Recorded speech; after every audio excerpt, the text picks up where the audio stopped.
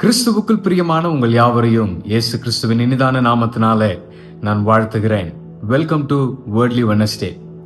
கடந்த வாரத்தில் இளைய குமாரனை குறித்ததான அந்த உவமையில இருந்து ஒரு அருமையான ஒரு இன்சைட்டை நம்ம பார்த்தோம். புத்தி தெளிவு குறித்ததான ஒரு அருமையான காரியத்தை நாம் கேட்கும்படியாக காணப்பட்டது.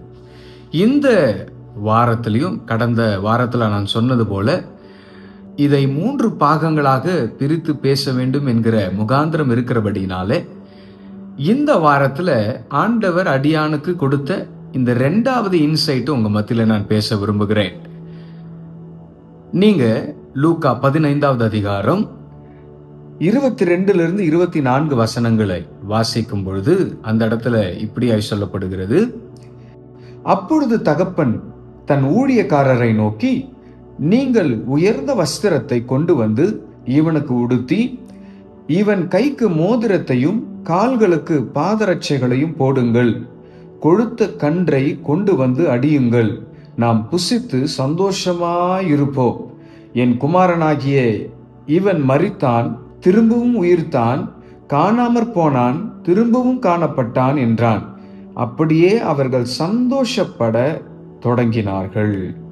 தேவ ஜனமே, இந்த இடத்துல நாம் பார்க்கிறோம், கடந்த வாரத்தில் நாம் பார்த்தோம், அந்த இளைய குமாரன் எல்லா சொத்தையும் அப்பா கிட்ட இருந்து எடுத்துக்கிட்டு அவன் போயிட்டு அதை உலக ரீதியாக அவைகளை செலவழித்த பின்பு அவனுக்கு எல்லா சோர்ஸுமே அற்றுப்போன நிலைமையில அவன் பன்னியோட தவிட தின்கிறதுக்கு கூட அவனுக்கு சோர்ஸ் இல்லாதவனும், though it was there but nobody was willing to give him.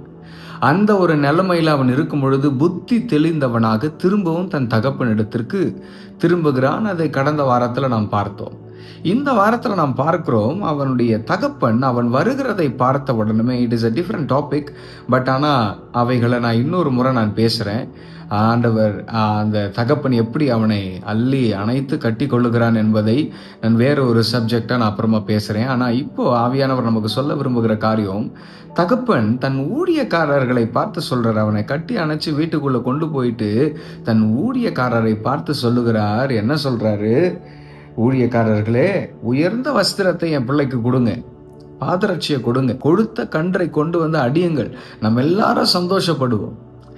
இப்போ நீங்க கொஞ்சம் யோசிச்சு பாருங்க, நம் வேதத்துல நிறைய இடங்களை பார்க்கிறோம், எஜமானனுக்கு உண்மையான வேலையாட்கள் அந்த எஜமானனுக்கு இருப்பதாக அப்படியே ஆபிரகாம் முதற்கொண்டு நாம் பார்க்கிறோம். இப்போ இந்த இளைய குமாரனே என்ன சொல்றான்னா, என் தகப்பன் வீட்டில் இருக்கிற வேலையாட்களுக்கு கூட நல்ல உணவு இருக்குது. அப்போ எஜமான் வேலைக்காரங்களை நல்லா வச்சிருக்கிறாரு. ஐ சர்டன்லி பிலீவ் அங்க ஒரு ஃப்ரெண்ட்லி மேனர் இருந்திருக்கும், ஒரு சகோதரத்துவம் இருந்திருக்கும் நான் நம்புறேன். அப்போ அந்த வேலையாட்கள் நிச்சயமா சொல்லியிருக்கலாம், மேபி எக்ஸ்பிரஷன்லயாவது கன்வே பண்ணியிருக்கலாம், விச் மேக்ஸ் திஸ் நோ. இந்த எஜமானன் அந்த வேலையாட்களை பார்த்து சொல்லுகிறதுக்கு இது கூட ஒரு காரணமா இருந்திருக்கலாம். என் பிள்ளைக்கு நீங்க பாதரட்சியை கொடுங்க, நல்ல உயர்ந்த வஸ்திரத்தை கொடுங்கன்னு சொல்லியிருக்கலாம். ஏன்னா ஒருவேளை எஜமானனே, உங்க பையன் உங்களை டிஸ்பைஸ் பண்ணிட்டு உங்களை மதிக்காம உலகத்துக்கிட்ட போயிட்டு பணத்தை எல்லாம் வீணா செலவு பண்ணிட்டு வந்திருக்கிறான், அவனுக்கு இவ்வளவு தேவையா? வாயில சொல்லலைனாலும் ஒருவேளை அந்த வேலையாட்கள் முகத்திலேயாவது எஜமானன் சொல்லும் பொழுது ஒரு மாதிரி திருன்னு முழிச்சிருக்கிறான் இல்லையா? அப்போ எஜமான் கன்வே பண்றாரு, என் பிள்ளைக்கு உயர்ந்த வஸ்திரத்தை கொடுங்கயா, பாதரட்சியை கொடுங்கயா. தேவ ஜனமே நல்லா கவனிங்க, இங்க இருக்கிற சினாரியோவை பாருங்க. எஜமான் தகப்பனை அக்செப்ட் பண்ணிக்கிறாரு, ஆனா கூட இருக்கிறவங்க அக்செப்ட் பண்றதுக்கு ஒருவேளை மனசு இல்லாம இருந்திருக்கலாம்.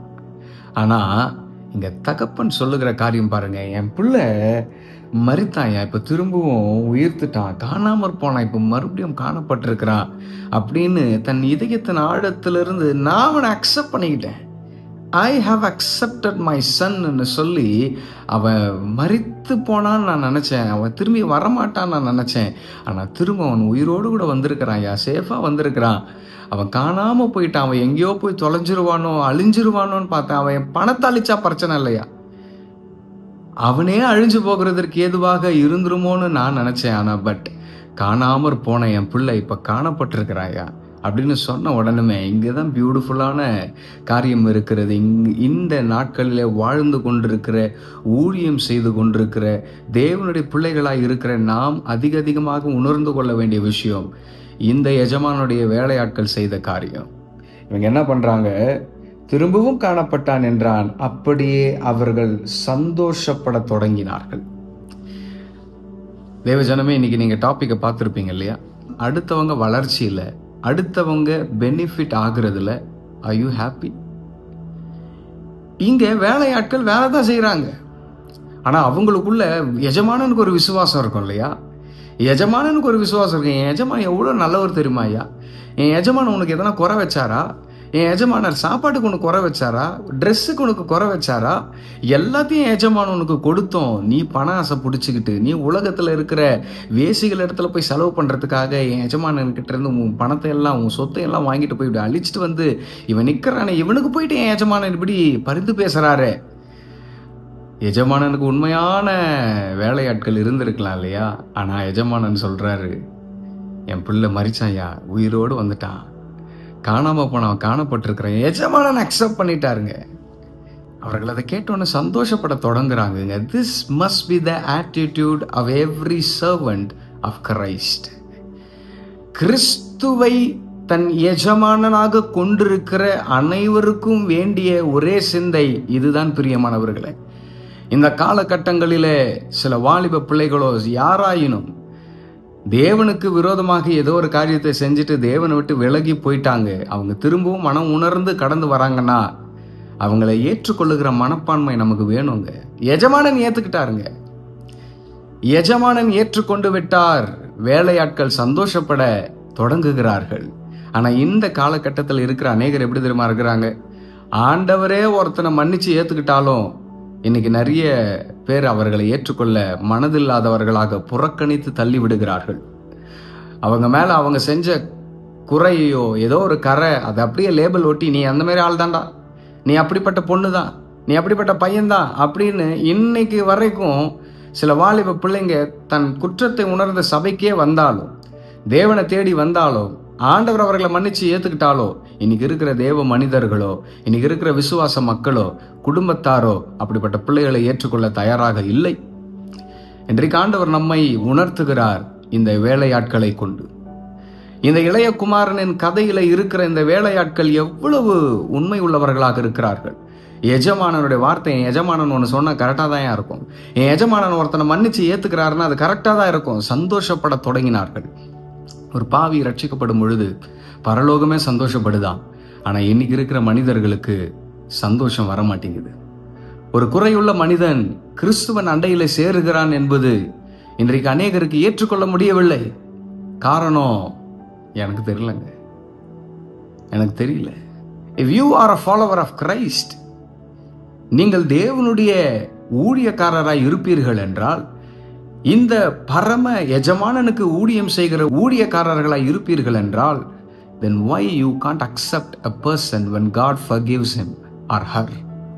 ஒரு பெண்ணையோ ஒரு மகனையோ தேவன் மன்னித்து ஏற்றுக்கொள்ளும் பொழுது, தேவன் அரவணைத்து கட்டி அணைத்து கொள்ளும் பொழுது, இன்று இருக்கிற சபைகளுக்கு அப்படிப்பட்ட வாலிப பிள்ளைகளை, அப்படிப்பட்ட மனிதனை, அப்படிப்பட்ட சகோதரியோ சகோதரனையோ கட்டி அணைத்து கொள்ள முடியவில்லை. காரணம், நம் மாம்சத்தில் இயங்கி கொண்டிருக்கிறோம். We are not operated by the Holy Spirit, but rather we are operated by ourselves. நம் சுயத்தின் பட்சமாக அவர்களை பார்க்கிறோம். ஆண்டவரே மன்னிச்சிட்டாலும் நான் மன்னிக்க மாட்டேன், ஆண்டவர் மன்னிச்சிட்டா நான் மன்னிச்சிடணுமா? ஐயா, உங்க எஜமானன் மன்னிச்சிடறாரியா, அப்போ நீங்க மன்னிக்கிற மனசு வரலன்னா நீங்க இந்த எஜமானனுக்கு கீழே வேலை செய்யல, உங்க எஜமானன் வேற யாரோ. இஃப் உங்க எஜமானன் the authorized person for you, உங்க எஜமானன் அவர் மன்னிச்சிட்டாரு, ஆனா உங்களுக்கு மனசு வரல மன்னிக்கிறதுக்குன்னா, அப்போ உங்க எஜமானன் வேற யாரோ. இன்றைக்கு நிறைய வாலிப பிள்ளைகளுடைய சாட்சிகளை நான் கேட்கிறேன். எனக்கு ஆண்டவர்கிட்ட நான் ஒப்புரவாயிட்டேன்னே, நான் பண்ணது தப்பு தான், நான் பண்ணது தப்புன்று உணர்ந்து ஆண்டவர்கிட்ட மன்னிப்பு கேட்டு நான் ஆண்டவர்கிட்ட ஒப்புரவாயிட்டேன். But people are not ready to accept me. என் சொந்த வீட்டில் என்னை ஏற்றுக்கொள்ளுகிறதற்கு ஆள் இல்லை. என் சபையில் இன்னும் என்னை ஏளனமாய் தான் பார்க்கிறார்கள், இன்னும் என் குடும்பத்தில் என்னை ஏளனமாய் பார்க்கிறார்கள் என்று பேசுகிற எத்தனையோ வாலிப பிள்ளைகள் என்னிடத்துல பேசியிருக்கிறார்கள். தேவஜனமே, இன்றைக்கு உங்களை பார்த்து அன்பாய் பட்சமாய் நான் கேட்கிறேன். ஆண்டவர் ஒரு மனுஷனை மன்னிச்சு ஏற்றுக்கும் பொழுது உங்களுக்கு அந்த பிள்ளைகளை, அந்த ஜனத்தை, அந்த அந்த கூட்டத்தை மன்னித்து ஏற்றுக்கொள்ள மனம் இல்லாவிட்டால் நீங்கள் வேற யாருக்கோ கீழே வேலை செஞ்சுக்கிட்டு இருக்கிறீங்கன்னு அர்த்தம். ஏன்னா உங்கள் எஜமானன் அவர்களை மன்னித்து ஏற்றுக்கொள்ளுகிறவர். உங்களுடைய எஜமானன் உங்களுக்கு ஊழியத்தை கொடுத்தவர், அவர்களை மன்னிக்கிறவர், அவர்களை ஏற்றுக்கொள்ளுகிறவர். நீங்கள் அவங்களை ஏற்றுக்கிட்டாலும் உள்ளே உட்கார வச்சு குத்தி குத்தி குத்தி அவங்களையே இல்லஸ்ட்ரேஷனாக யூஸ் பண்ணி நீங்கள் அவங்களையே பேசிக்கிட்டு இருப்பீங்கன்னா அந்த பிள்ளைங்க எப்படி மேலோங்கி ஆவிக்குரிய வாழ்க்கையில் வளருவார்கள்? அவர்கள் செய்த குற்றத்தை ஆண்டவர் பழைசெல்லாம் ஆண்டவர் பேசுகிறதே கிடையாதுங்க.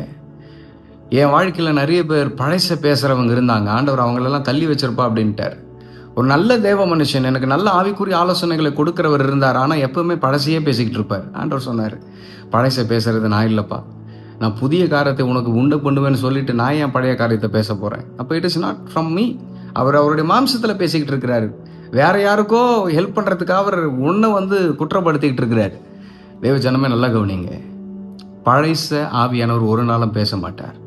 முந்தினவைகளை நினைக்க வேண்டாம், பூர்வமானவைகளை சிந்திக்க வேண்டாம், நான் புதிய காரியத்தை செய்கிறேன்னு சொல்றவர் சிந்திக்க கூட வேணான்னு சொல்றாரு, யோசிக்க கூட வேணான்னு சொல்றாரு, நினைக்க வேணான்னு சொல்றவர் அவர் நினைச்சுக்கிட்டு உங்ககிட்ட பேசுவாரா? தேவஜனமே, பரிசுத்தவான்களே, உங்களை பார்த்து அன்பாய் தயவாய் பட்சமாய் கேட்கிறேன். சிலரை பாயிண்ட் அவுட் பண்ணி இவன் இப்படி இருந்த ஆண்டவர் இவன் இப்போ மாற்றிருக்கிறார், ஒன்ஸ் ஃபினிஷ்ட். ஆனால் அதையே சொல்லி சொல்லி சொல்லி சொல்லி அவன் இருக்கிற எனர்ஜியும் அவனை விட்டு போகத்தக்கதாக நம்ம பேசிக்கிட்டு இருப்போம்னா நான் சொல்லுகிறேன், அது அல்ல.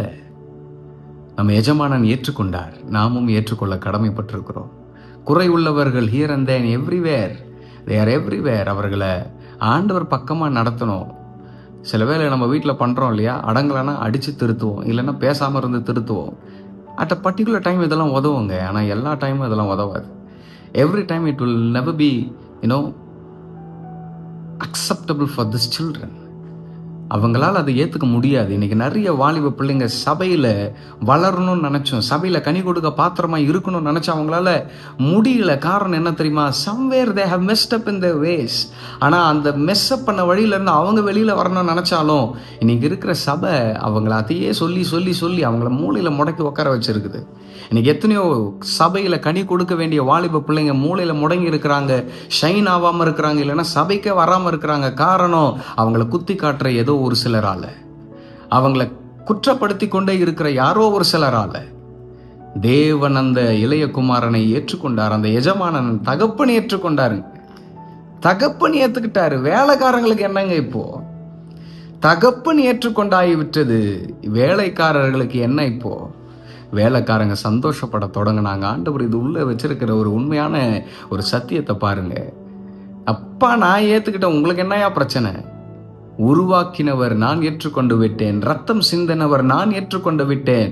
இவர்களுக்காக எந்த ரத்தமும் சிந்தாம வெறும் அவங்கள பராமரிக்கிறதுக்காக உங்களை நான் வச்சேன். ஆனால் நீங்கள் அவங்கள குற்றப்படுத்தி அவங்கள அப்படியே வெளியில், என்னையும் வாசலுக்கு வெளியில் தான் நிற்க வச்சிருக்கிறீங்க, முன்னாடி வரணும்னு நினைக்கிற பிள்ளைங்களையும் வாசலுக்கு வெளியில் தான் நிற்க வைக்கிறீங்க. தேவஜனமே, I hope that the Holy Spirit would speak to some people as they listen to this. வேலைக்காரர்கள் சந்தோஷப்பட தொடங்கினார்கள். ஒருத்தன் மரித்தான், ஒருத்தன் உயிரோடு கூட எழுந்திருக்கிறான், ஒருத்தன் காணாம போனான், காணப்பட்டிருக்கிறான், அவன் மீண்டுமாக வீட்டுக்கு திரும்பி இருக்கிறான். அவனை தகப்பன் அன்போடு கூட கட்டி அரவணைத்து ஏற்றுக்கொண்டு விட்டார். ஆனா வேலைக்காரங்களுக்கு ஏற்றுக்கிறதுக்கு மனப்பான்மை இல்லை, சந்தோஷப்படலை. போனவன் திரும்பி வந்துட்டான் பாத்தியா, வந்துட்டு இன்னும் என்னென்னலாம் பண்ண போறானோ. போனா ஒரேடியா போய் தொலைஞ்சிருக்க வேண்டியது தானே, இப்போ திருப்பியும் வேற வந்துட்டாப்பார் அப்படின்னு சொல்லிட்டு நிறைய வாலிப பிள்ளைகளை குறித்து, நிறைய இந்த குற்றத்தின் மத்தியில் சிக்கி இருக்கிற சில பிள்ளைகளை குறித்து இப்படி அவதூறாக, இப்படி அவலட்சணமாக நாம் பேச வேண்டாம். அந்த பிள்ளைங்க தேவ சன்னிதானத்திற்கு எட்டுகிறார்களா, அவர்களை கட்டி அணைத்து கொள்ள வேண்டியது சபையின் கடமை. அவர்களை அள்ளி அரவணைத்து அவர்களை கிறிஸ்துவின் பட்சமாக வசனத்தில் அவர்களை நடத்த வேண்டியது சபையின் கடமை. இன்றைக்கு நிறைய பேரை நம்ம அப்படி புறந்தள்ளி வச்சிருக்கிறோம். இன்னைக்கு நிறைய வாலிப பிள்ளைகள் அப்படி நம்ம புறந்தள்ளி வச்சிருக்கிறோம். குற்றப்படுத்தி நம்ம நிறைய பேரை வெளியில உட்கார வச்சிருக்கிறோம். இன்றைக்கு ஆண்டவர் நம்மை உணர்த்துவாராக, இன்றைக்கு ஆண்டவர் நம்மை பலப்படுத்துவாராக. சிலருடைய குற்றத்தை கண்டிக்கிறது சபைக்கு தேவன் கொடுத்திருக்கிற அதிகாரம். அதை கண்டிக்கும் பொழுது நம்ம கண்டிக்கணும். அந்த பிள்ளைங்க தேவ சமூகத்துக்கு எட்டுகிறார்கள், அந்த பிள்ளைங்க தேவ சமூகத்திற்கு திரும்பணும்னு நினைக்கிறாங்கன்றப்போ அவங்களை அள்ளி அரவணைத்து கொள்ள வேண்டியதும் சபையினுடைய கடமை. திட்டுறது மட்டும்தான் வேலைன்னு திட்டிக்கிட்டே அவங்கள வெளியில போ, இது பண்ணாத அதை பண்ணாதன்னு சொல்றது இல்லை. அவங்க திருந்துறதுக்கு வாய்ப்பு கொடுங்க. அவங்க தேவ சமூகத்துக்கு எட்டுகிறதுக்கு வாய்ப்பு கொடுங்க. தேவன் அவர்களை இழுத்து கொண்டு வருவார். Your duty is to just pray for them and God will bring them. God will bring them. அவர்களை ஜெபிச்சு ஆண்டவர் அவர்களை கொண்டு வருகிறதுக்கான வேலையை பண்ணும்பொழுது நம்ம உள்ள உட்கார வச்சுட்டு அவங்கள அப்படியே குத்தி குத்தி குத்தி குத்தி காட்டிக்கிட்டே இருந்தா அந்த பிள்ளைங்க ஒரு நாள் நிற்க மாட்டாங்க. சந்தோஷம் வேணுங்க. When somebody is getting back to God, our heart must rejoice for it. அதுதான் கிறிஸ்துவின் சிந்தை, அதுதான் தேவனுடைய திட்டம். ஆண்டவர் ஒருத்தங்களை உயர்த்துறாரு, ஒரு கனப்படுத்துகிறாரு. நல்ல ட்ரெஸ்ஸை நான் கொடுப்பேன், அவனுக்கு நல்ல ட்ரெஸ்ஸை கொடுப்பேன், நல்ல பாதரட்சியை அவனுக்கு நான் கொடுப்பேன், அவனுக்கு நான் நிறைய ஃபெஸ்டிவல் ஒரு செலிப்ரேஷன் பண்ணுவேன், because he has come back to me. ஆண்டவர் அப்படி ஒருத்தங்களை பின்னாடி போனவன் இடத்துல உயர்த்துறாருன்னா ஊழியக்காரங்களுக்கு வேலையாட்களுக்கு சந்தோஷம் வரணும். ஒருத்தன் பின்னாடி போயிட்டான், மறிச்சு போயிட்டான், அவன் உயிரோட வந்துட்டான், காணாம போனான், காணப்பட்டுட்டான். இன்னைக்கு ஆண்டவர் அவனை உயர்த்துறாரு, அவனுக்கு நிறைய கொடுக்குறாரு, அவனை ஆசீர்வதிக்கிறாரு, அவனை பலப்படுத்துறாருன்றப்போ அதை குறித்து வேலையாட்களுக்கு சந்தோஷம் வேணும். இன்னைக்கு நிறைய வேலையாட்களுக்கு சந்தோஷம் இல்லை. கீழே கிழந்த ஒருத்தனை ஆண்டவர் எடுத்து உயர்த்துறாரு, எடுத்து பயன்படுத்துறாரு. உலகத்தின் பட்சமாய் ஓடிக்கொண்டிருந்த ஒருத்தனை ஆண்டவர் இப்ப எடுத்து அவனை மன்னிச்சு அவனை பரிசுத்தப்படுத்தி அவனை பயன்படுத்துறாருன்றப்போ வேலைக்காரங்களுக்கு சந்தோஷம் வேணுங்க. எரிச்சல் வரக்கூடாது, கோபம் வரக்கூடாது. இவெல்லாம் உயர்ந்துட்டானே, இவெல்லாம் வளர்றானே, இவெல்லாம் பெரிய ஆள் ஆயிட்டானே. இன்னைக்கு நிறைய பேர் என்னை குறித்து சொல்றதை நான் கேள்விப்பட்டிருக்கிறேன். நிறைய ஊழியக்காரங்க உங்களை குறித்து இந்த மாதிரி சொன்னாங்க பிரதர், உங்களை குறித்து இந்த மாதிரி பேசினாங்க பிரதர், அவன் எப்படி இருந்தான் தெரியுமா, இப்போ எப்படி இருக்கிறான் பாரு அப்படின்னு உங்களை குறித்து சொல்கிறத நான் கேள்விப்பட்டிருக்கிறேன் பிரதர்னு நிறைய சகோதரர்கள், ஊழியக்காரர்கள், சகோதரிகள் என்னிடத்துல பேசுகிறது உண்டு. நான் தாழ்மையோடு கூட சொல்லுவேன், உலகத்தின் பட்சமாக ஓடுனவன் தான் நான். ஒரு இளைய குமாரனை போல ஓடுனவன் தான். ஆனால் இன்னைக்கு நான் தைரியமாக சொல்லுவேன், என் தகப்பன் என்னை கட்டி அணைத்து கொண்டார், என் தகப்பன் என்னை கட்டி அணைத்து கொண்டார். ஆனால் சுற்றி இருக்கிற வேலைக்காரங்களுக்கு சந்தோஷம் இல்லை, சுற்றி இருக்கிற நிறைய வேலைக்காரங்களுக்கு சந்தோஷமே இல்லைங்க. ஆண்டவர் நான் தாண்டா அவனை காப்பாத்தினேன், அவன் தொலைஞ்சு போயிட்டான், காணப்பட்டுட்டான், இப்போ செத்து போயிட்டான்னு நினைச்சேன், உயிரோடு வந்துட்டான், நான் சந்தோஷப்படுறேன்னு தகப்பன் சொன்னாலும் வேலைக்காரங்களுக்கு சந்தோஷம் இல்லை. இன்னைக்கு நிறைய தேவ பிள்ளைகளை கர்த்தர் அவ்வண்ணமாக எடுத்து பயன்படுத்தி கொண்டிருக்கிறார். இன்னைக்கு நிறைய வாலிப பிள்ளைகளை கர்த்தர் அவ்வண்ணமாக எடுத்து பயன்படுத்தி கொண்டிருக்கிறார். கீழே விழுந்தவனை கர்த்தர் எழுப்பி நிறுத்துகிறாருங்க. ஆனா மற்றவர்களுக்கு அக்செப்ட் பண்ற இருதயம் இல்லைன்னா உங்க எஜமானன் வேற யாரோ. இன்றைக்கு தேவன் உங்களுடைய எஜமானனாக இருப்பார் என்றால், பரிசுத்த ஆவியானவர் உங்களுடைய எஜமானனாக இருப்பார் என்றால், நான் உங்களை பார்த்து அன்பாய் தயவாய் பட்சமாய் சொல்லுகிறேன், accept people those who are around you who God has accepted. தேவன் அங்கீகரித்து ஒருத்தனை மன்னிச்சு பரிசுத்தப்படுத்தி எடுத்து பயன்படுத்துறாரா, அவனை அங்கீகரிக்கலனா நீங்க பரலோகத்தில் அங்கீகரிக்கப்பட மாட்டீங்க. Because God has accepted those people. When you are not willing to accept those people, then God will never accept you. இந்த வேர்ல்ட் வெட்னஸ்டேல கர்த்தர் உங்களை ஆசீர்வதிப்பாராக. இந்த வார்த்தையை மெடிடேட் பண்ணுங்க, இந்த அதிகாரத்தை இன்னும் அதிகமாக மெடிடேட் பண்ணுங்க. எனக்கு இந்த ஒரு 3 இன்சைட் ஆண்டவர் பேசியிருக்கு, நிறைய கொடுத்துருக்கிறாரு. ஆனால் அது ஒரு 3 காரியமாக நான் பேசிக்கிட்டு இருக்கிறேன். நிறைய ஆண்டவர் உங்களோடு கூட பேசுவார், உங்களை பலப்படுத்துவார். இப்படி கீழே விழுந்தவங்களை உள்ளே கூப்பிட்டு உட்கார வச்சுட்டு திருப்பியும் கீழவே உட்கார வச்சிருக்காதீங்க. அவங்க எழும்பி பிரகாசிக்கிறதுக்கு ஏதுவான சூழல்களை அவர்களுக்கு உண்டு பண்ணி கொடுங்க. Sometimes your expressions also would disappoint those children. அப்படிப்பட்ட சகோதர சகோதரிகளை, வாலிப பிள்ளைங்க, உங்கள் எக்ஸ்பிரஷன்ஸ் கூட டிசப்பாயிண்ட் பண்ணுங்க. அந்த எஜமானன், அந்த வேலையாட்கள் திருன்னு முழிச்சிருக்கலாம், என்ன எஜமானன் இப்படிலாம் சொல்கிறாரு, எக்ஸ்பிளைன் பண்ணுறாரு. எஜமானன் அவன் தொலைஞ்சிட்டாயா, காணப்பட்டுட்டாயா, செத்துட்டான்னு நினச்சேன், உயிரோடு வந்துட்டான், என்னை எக்ஸ்பிளைன் பண்ணுறாரு அப்பா அவனுக்கு. அந்த எஜமானன் அந்த வேலையாட்களுக்கு எக்ஸ்பிளைன் பண்ணுறாரு. இன்னைக்கு ஆண்டவர் உங்களுக்கு எக்ஸ்பிளைன் பண்ணுறாரு, நான் அக்செப்ட் பண்ணிட்டேன். If you are not accepting, I'm not going to accept you. ஆண்டவர் அங்கீகரிச்சுட்டாருங்க, ஆண்டவர் எடுத்து பயன்படுத்துறார். அப்படி பயன்படுத்தப்படுகிற பாத்திரங்களை ஏளனமாகவே நீங்கள் பார்த்துக்கிட்டு இருப்பீங்கன்னா நீங்கள் இன்னும் அக்செப்ட் பண்ணலை, உங்கள் எஜமானன் வேற யாரோ அர்த்தம். இன்னும் ஆண்டவர் எடுத்து பயன்படுத்துகிற பாத்திரங்களை இன்னும் நீங்கள் குறை பேசிக்கிட்டே, குத்தம் சொல்லிக்கிட்டே, அவன் அப்படி தான் இருந்தான், இவ இப்படி தான் இருந்தா, இவங்களாம் எப்படி இருந்தாங்க தெரியுமா அப்படின்னு பழசியே பேசிக்கிட்டு இருப்பீங்கன்னா you are not led by the Holy spirit.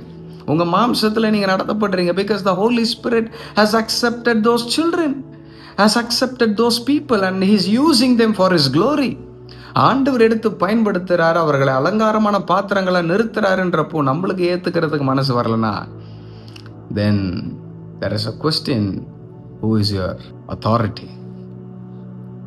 உங்க எஜமானன் யார் என்ற கேள்வி இருக்குது இல்லையா? எனக்கு ஆண்டவர் நம்மை உணர்த்துவாராக, நம்ம பலப்படுத்துவாராக. இந்த வேர்ட்லி வெனஸ்டேல கர்த்தர் உங்களை ஆசீர்வதித்திருப்பார் நான் தீர்க்கமாய் நம்புகிறேன். நான் உங்களுக்கு ஐச்சபிக்கிறேன். பரலோக பிதாவே, இந்த வேர்ட்லி வெனஸ்டேவை காண்கிற, இதை காணப்போகிற யாவருக்காகவும் நான் உம்மை ஸ்தோத்திரிக்கிறேன்.